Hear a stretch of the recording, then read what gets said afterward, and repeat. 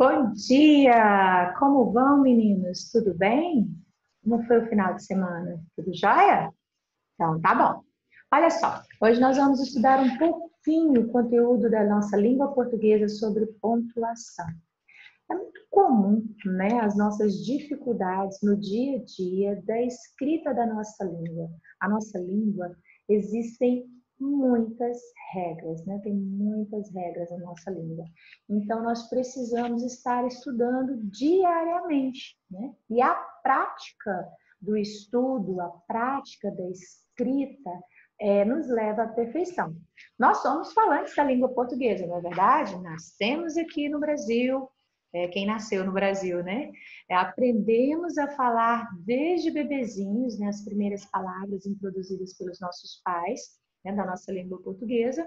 E ainda na vida adulta ainda temos dificuldades. Podem ir perguntar ao papai, à mamãe, uma pessoa adulta, alguma regrinha que às vezes a gente dá, opa, peraí, né? A gente tem que tentar relembrar, recordar, e ainda mais com tantas mudanças ortográficas que a nossa língua já passou. Mas por que essas mudanças ortográficas, né? Por que elas existem? Porque é um acordo ortográfico, né? Esse é o nome, porque não é só o Brasil que é falante da língua portuguesa, por isso que tem que ter um acordo entre os países, entre os falantes da língua. E a nossa língua já teve recentemente uma mudança, né? E está aí provavelmente uma nova mudança que vocês agora pegarão, né? Nós pegamos a última, vocês não, mas a próxima vocês vão pegar. Mas vamos lá. Nosso assunto é sobre pontuação, tá bom?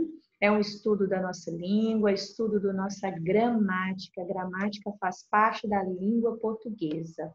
Então, vamos lá? Eu trago aqui para vocês, né, uma imagenzinha bem divertida, né, de alguns sinais de pontuações com carinha. Isso nos lembra muito quando a gente é menor um pouquinho, não é verdade? A gente começa a aprender que os pontos têm outros nomes, nomes até de pessoas às vezes, o que elas fazem, se eles são amigos, né, para que a gente possa, desde pequeno, de uma forma de brincadeira, a gente começa a aprender esses sinais, né? Mas não apenas o sinal na escrita, mas quando falamos, nós temos que ter a entonação correta, né?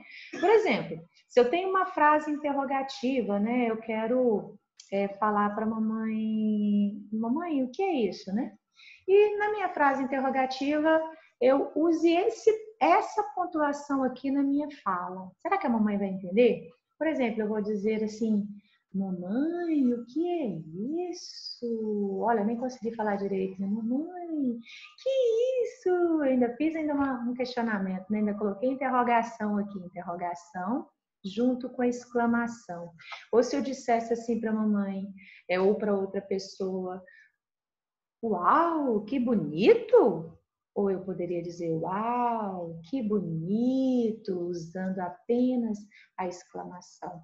Então, a nossa fala também tem que ter a entonação. Então, a gente já sabe usar essa pontuação, né? O ponto de interrogação, o ponto de exclamação. E a gente percebe muitas dúvidas, às vezes na escrita, quanto a vírgula, a reticências, aspas, ponto e vírgula, dois pontos, os parênteses, não é verdade? Mas vamos esclarecer um pouquinho cada um desses sinais, nesses sinais de pontuação, tá bom? Então vamos lá. Os sinais de pontuação são escritos na escrita para orientar a leitura e esclarecer o significado de uma frase ou de um texto. É como eu tentei fazer uma frase aqui para vocês, né? Que seria interrogativa, mas eu usasse o ponto de exclamação. Então, quando falamos assim, gera uma certa dúvida, porque faltou a orientação. E são usados na escrita. Mas espera aí, professora Keila, você acabou de falar que na entonação, quando eu falo, orientar na fala também. Veja só, quando nós falamos, nós usamos também os sinais de pontuação. Só que a gente não fala assim, mamãe, vírgula, o que é isso? Ponto de interrogação. É assim que falamos? Não. Quando nós falamos ou quando nós fazemos uma leitura, né, nós usamos a entonação, que marca onde estão os sinais de pontuação na nossa fala. Mas quando vamos escrever, temos que passar essa emoção, essa entonação, para que o outro, ao ler, possa entender. Vamos lembrar, sempre que eu escrevo para alguém ler. Eu nunca escrevo só para mim. Então, quem for ler o meu texto, a minha frase, o meu livro, quem sabe, a letra da minha música, o meu poema, poesia, etc., tem que entender. Então, os sinais vão trazer a orientação na leitura e esclarecimento, ok? Continuando, vamos falar um pouquinho de 2 pontos e travessão. Tem uma galerinha rindo aqui, né? Ha, ha, ha, ha, ha. Então, o que eu trouxe para você aqui? Uma anedota, uma piada. O que será que eu trouxe? Vamos lá. Beth pergunta à sua colega: você quer ir à minha festa de 9 anos? 9 anos? Eu vou, mas só posso ficar 2 horas. O que esse amigo entendeu, na verdade? Que ele deveria ficar na festa da Beth por 9 anos. Né? Já pensou uma festa durar 9 anos? Né? Nós não conseguiríamos, né, ficar numa festa por tanto tempo, não é verdade? Então, aqui houve um mal impedimento, né? Você quer ir à minha festa de 9 anos? Eu estou falando da idade dela, certo? Mas vamos lá para a pontuação. Nós temos aqui o uso de 2 pontos no final dessa frase. Beth pergunta à sua colega: o que quer dizer estes 2 pontos, né?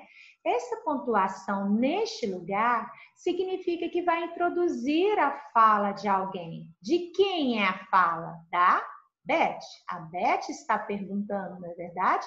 Então, 2 pontos aqui neste pequeno texto introduz a fala do personagem. E veja que eu coloquei ele em vermelho para você, para te chamar a sua atenção. Temos também aqui, logo após, né, este outro sinal. Que sinal é esse?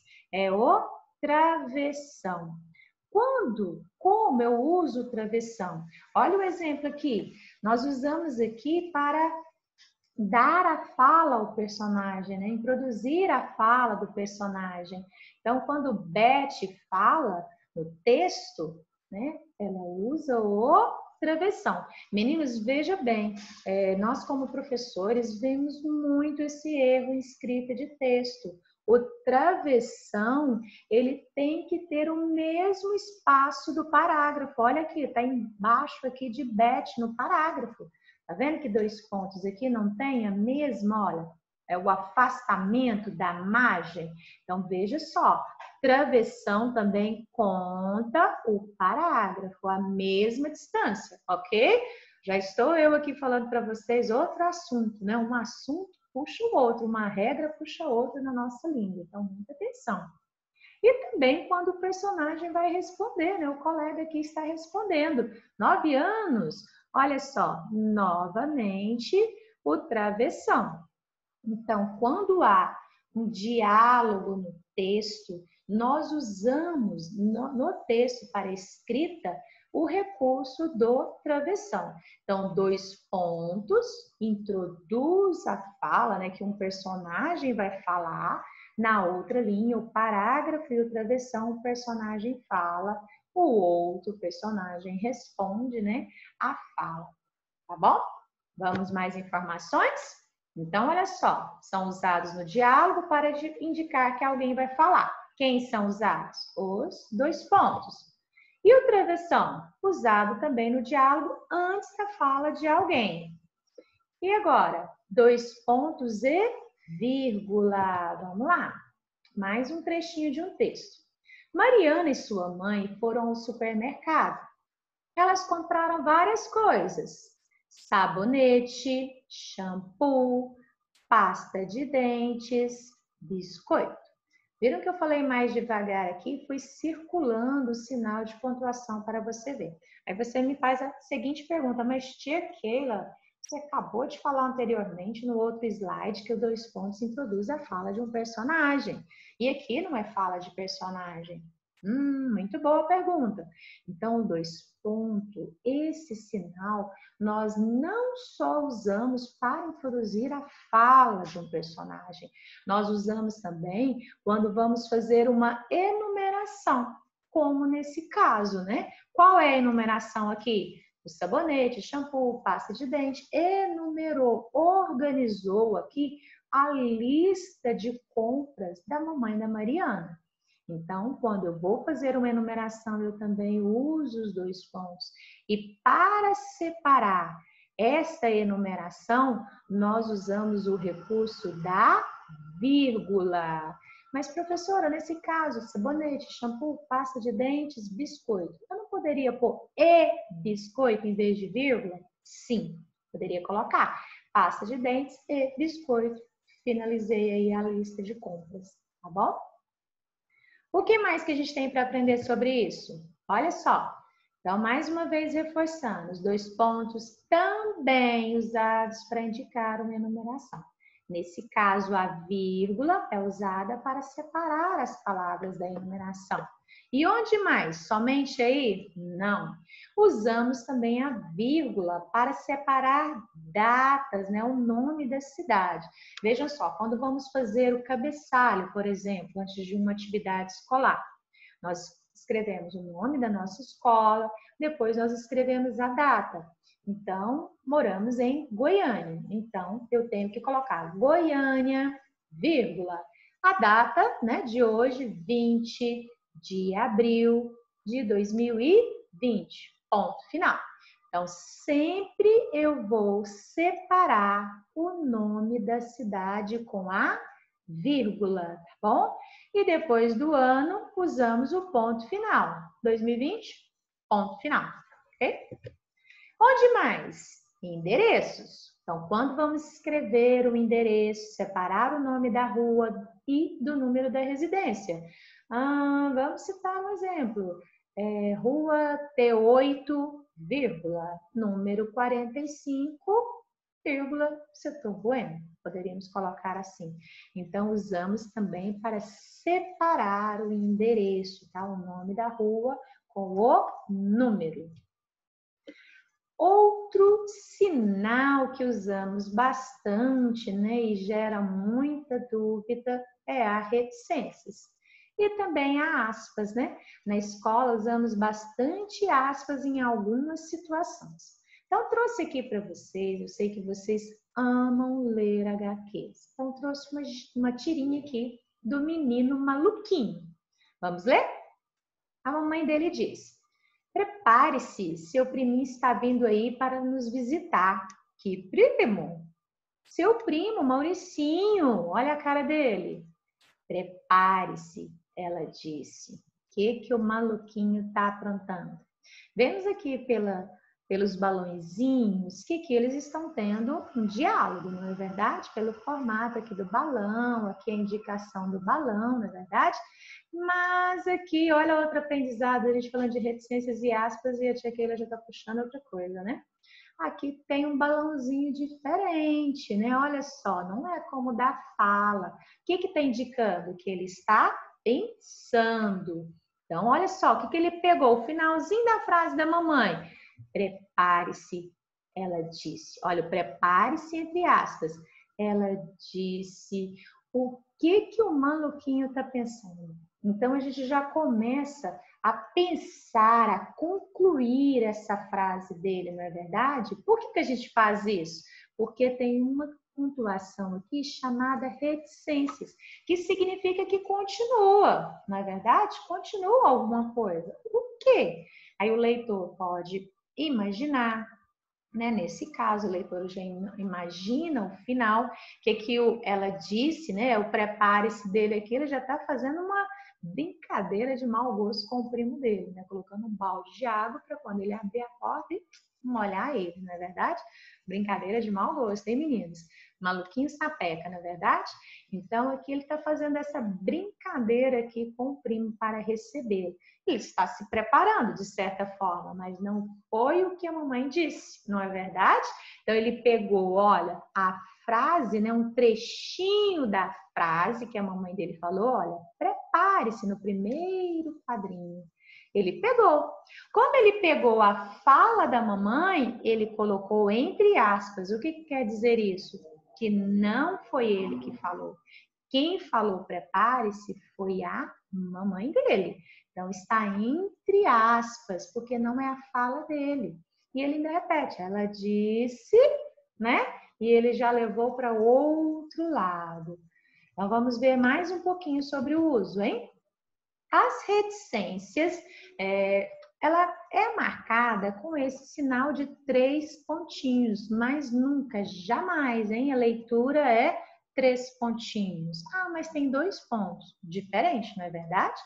Essa pontuação se chama reticências e é marcada assim, tá bom? Então, são usadas para deixar o sentido da frase em aberto. O leitor é que imagina como seria a continuação da frase, tá bom? Mas é só assim que nós usamos as reticências? Claro que não. Às vezes nós vamos usar as reticências, por exemplo, para retirar o trecho, como o maluquinho fez aqui, ele pegou a fala da mamãe, né, colocando aspas.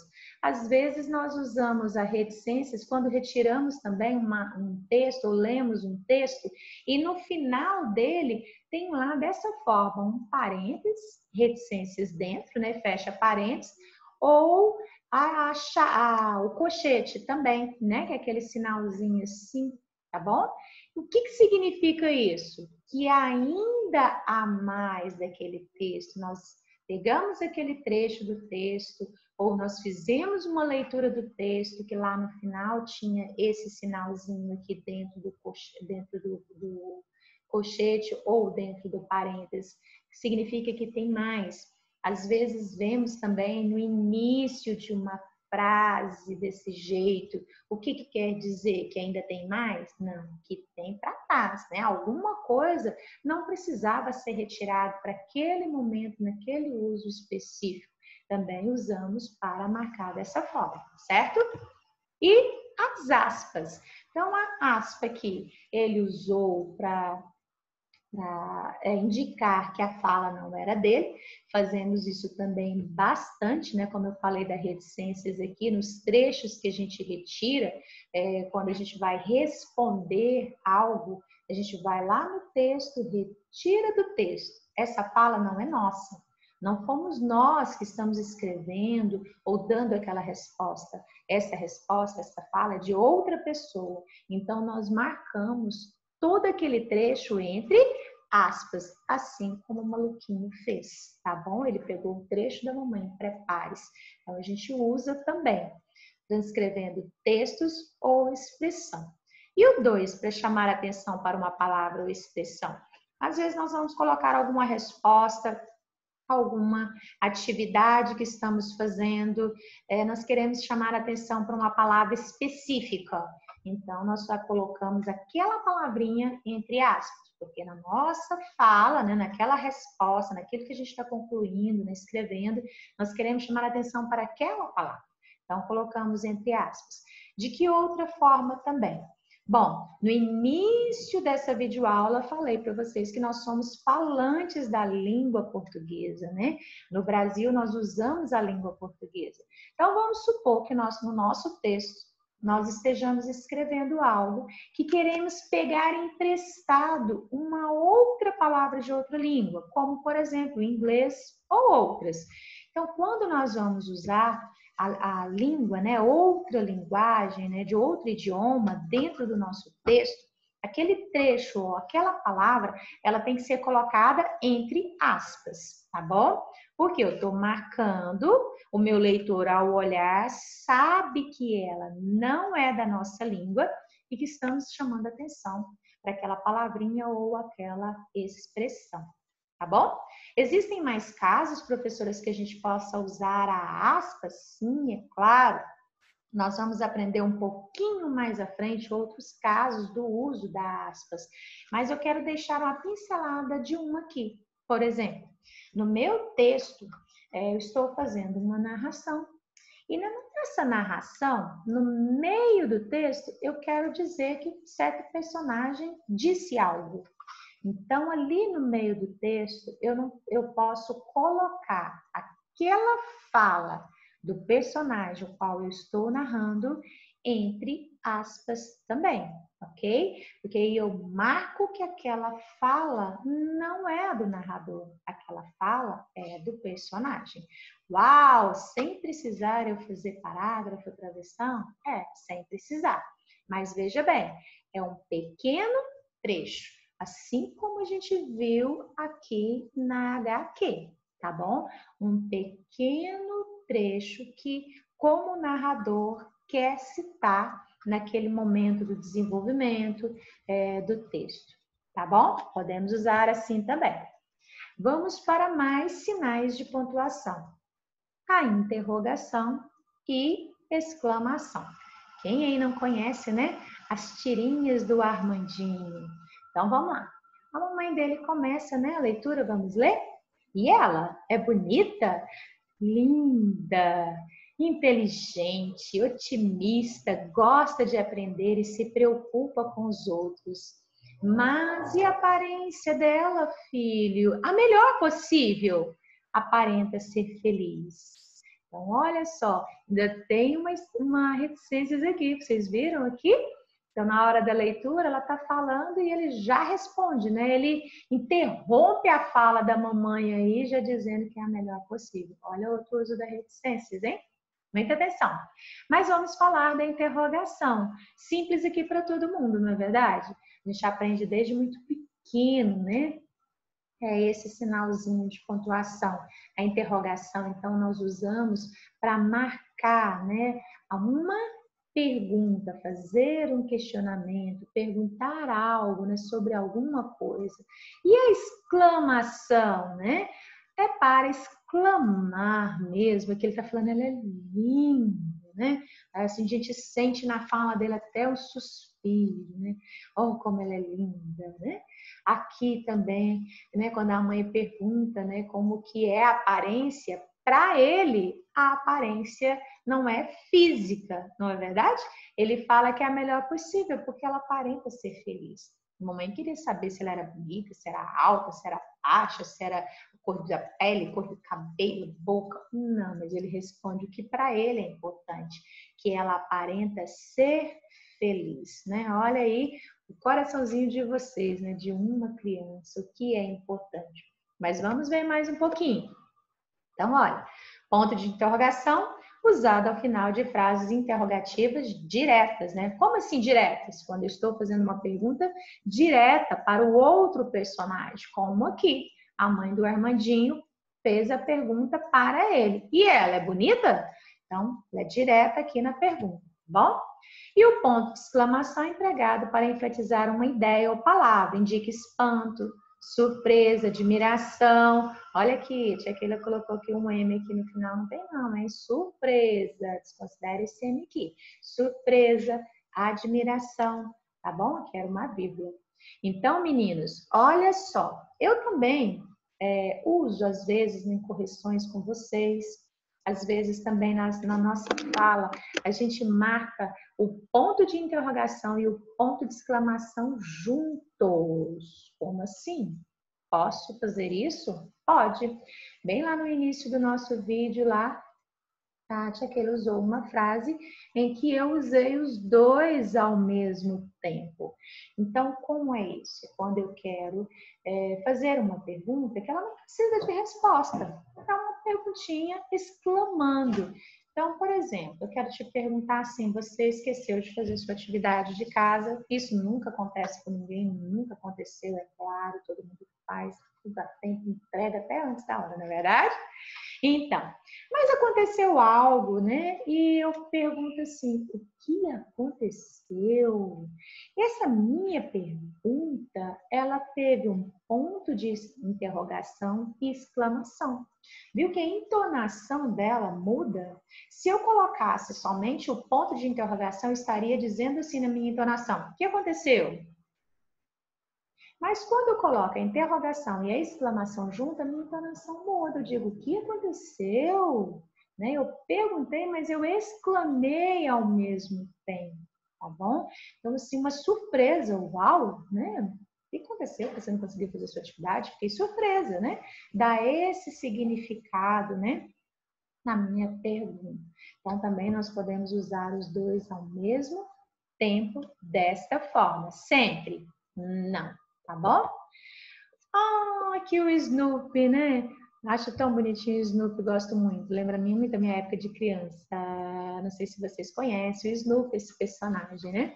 Mas trouxe a tirinha dele aqui para falarmos sobre o ponto final, tá bom? Então vamos ler. Era uma noite escura e chuvosa. Sabe qual é o problema das suas histórias? Falta sutileza. Então, o Snoopy, né, na sua máquina de datilografia, que nem existe mais, na verdade, muda a frase dele. Era uma noite meio escura e mais ou menos chuvosa. Então, ele atende o pedido, né, dela, que ela pede mais sutileza, né? Ele está muito seco, que era uma noite escura e chuvosa. Então, ele muda aqui e finaliza com um ponto final. O que quer dizer este ponto final, né? Finalizou uma ideia, finalizou uma frase. Então, ponto final. Vamos ver? Ponto final. Indica final de frase cujo sentido está completo. Marca o encerramento de uma ideia ou uma informação, que é o caso aqui, né, da escrita do Snoopy. Tá bom, meninos? Então, vamos estudar diariamente, né, sobre os sinais de pontuação, tá bom? Quando tiver dúvida, use o recurso dos seus livros, do seu material, pegue a sua gramática ou o seu livro de português e veja onde está localizado sobre o assunto, tá bom? Sobre sinais de pontuação. Leia a regra para cada pontuação, como que ela deve ser usada, assista o vídeo aula de novo, tá bom? Se tiver dúvida, pergunte, né? Faça a pergunta para a sua professora, qual foi a sua dúvida? Não entendi muito bem quando a professora Camila falou isso ou isso sobre esse sinal de pontuação, tá? Então, não vamos ficar com dúvidas neste conteúdo, pois ele é muito importante para você, tá bom? Para a sua escrita. E encerro aqui, né, essa videoaula com um abraço virtual bem apertado em cada um de vocês. E encerro aqui com o personagem Snoopy e o seu amigo Woodstock, né? Ó, grande beijo. Quero dizer a vocês que amo vocês. Estou com muitas saudades. Então, um beijo bem forte e fiquem com Deus. Bye, bye!